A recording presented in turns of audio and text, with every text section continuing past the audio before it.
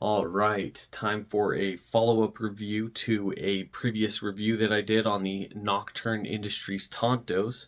Only this time, I have them mounted up on the Daisho tab Tanto articulating bridge from Nocturn Industries.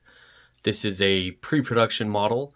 They had to do some warranty work on one of my tubes. It had a power supply failure. They got me taken care of, obviously, but while they had both of them actually, they released the pre-order. They opened up the pre-order for the Daisho tab, and so I obviously pre-ordered one. I then bullied and peer pressured them into sending me this pre-production model.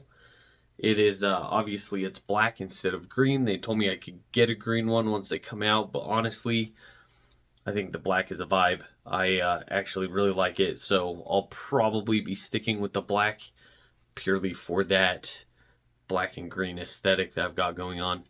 Anyway, a couple quick thoughts about the tab and my experience with it. First of all, my first outing with the setup was actually at an event where we were doing an event for non-night vision owners so that they could get experience through night vision. We actually set up a cool little airsoft thing where we drove them around in side-by-sides through the Utah desert, and they actually got to shoot at other people that were out there staged. Dee spent the majority of the night driving one of the side-by-sides. I've already blown them off with compressed air, but you can see some of that Utah dust still on. You can see it right there, especially some of that Utah dust, desert dust on there. But anyway, they actually held up really well for that, and so that initial impression was actually really good. However, I now have more time into using the Daisho setup to LARP with as well, and it solves some of my previous complaints for the panel bridge. My biggest complaint of the panel bridge was the lack of IPD stops, as well as no matter how much I tightened this stupid thing down, it would always loosen and wobble. Always. I once ran a Chuck Pressburg 2-night course through Press Check Consulting, and at the end of that course, you do a bit of a competition. By the end of that competition, my left tube, I remember my left tube had been bumped so far off center that it was against my nose, and half my vision was occluded by the edge of the tube. And so that was always one of my big pet peeves for the panel bridge. However, I really liked how lightweight this setup was, as well as the ability to pan for coyote hunting.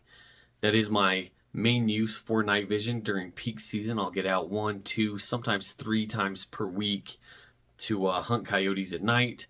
I spend a lot of time driving under nods, walking under nods, and so for me, A, lightweight, B, both eyes, and C, that occasional panning was really beneficial.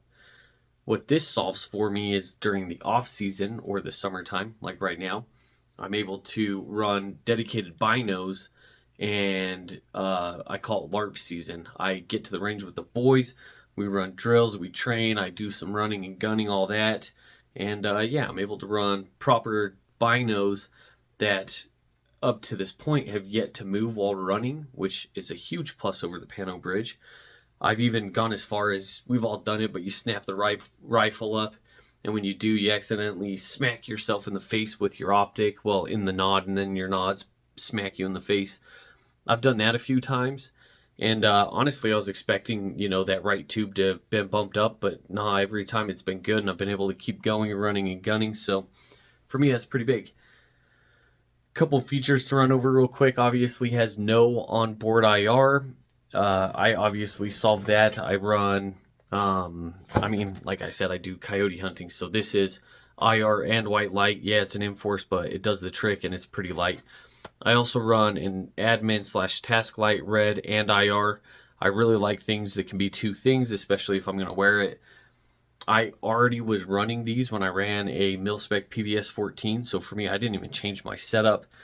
And what's also really cool is while Nocturn was rebuilding my one tube and setting it up on the Daisho, I'd been running a mil-spec PVS 14 on the helmet.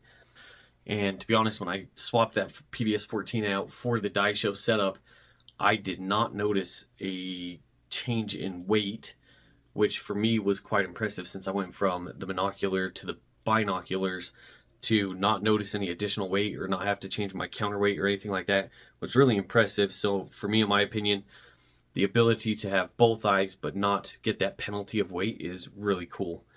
A couple other key features to point out to you guys real quick.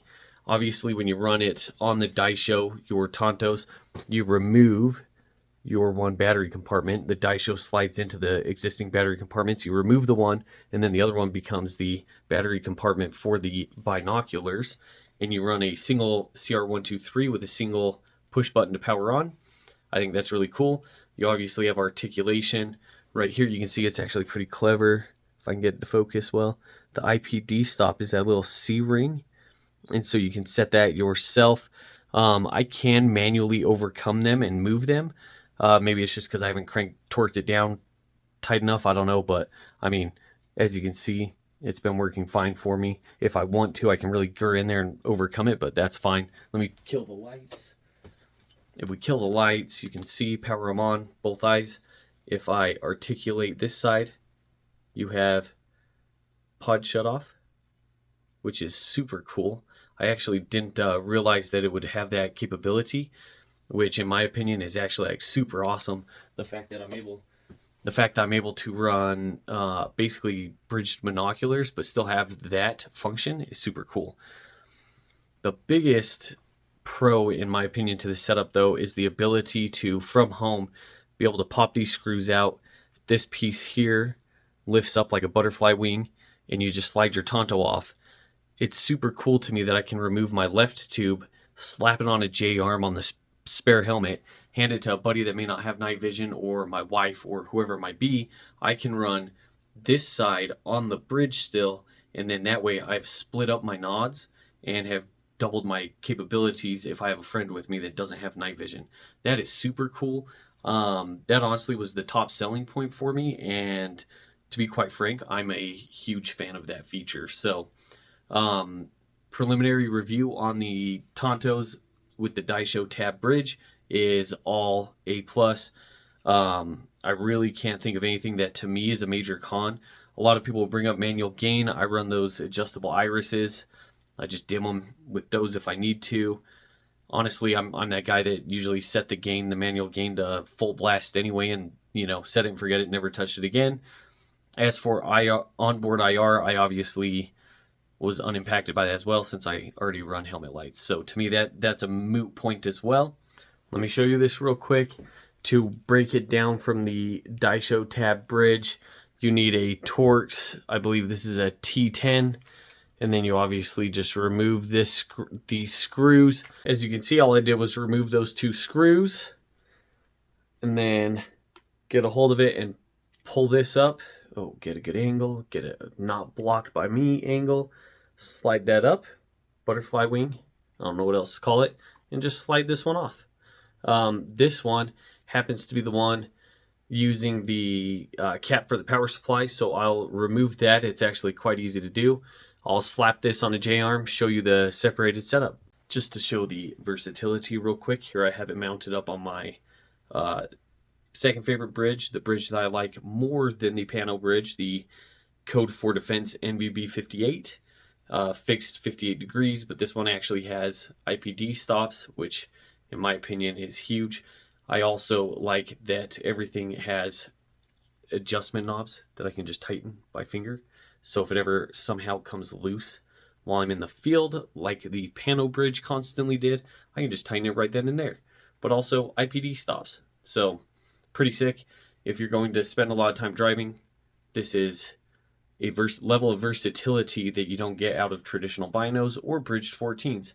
I can run the NVB 58 one night, the Daisho tab the next night. I now have one Tanto on the Daisho still, and now I have the spare setup on the other helmet so that I have both. Let's kill the lights in here real quick. Lights are off. Power that tube on. As you can see, powers up just fine. Yep, powered up, not focused because that's a foot away from my face. Grab the other Tanto, power it up, and as you can see, that one is also powered up just fine. So I don't know why I felt the need to show you that you can do that, but in my opinion, that is a super cool capability that I have gained. I honestly think this is the ideal, perfect setup for me, since currently I can afford a set of binoculars, but I can't afford to have a spare monocular for my wife or friends.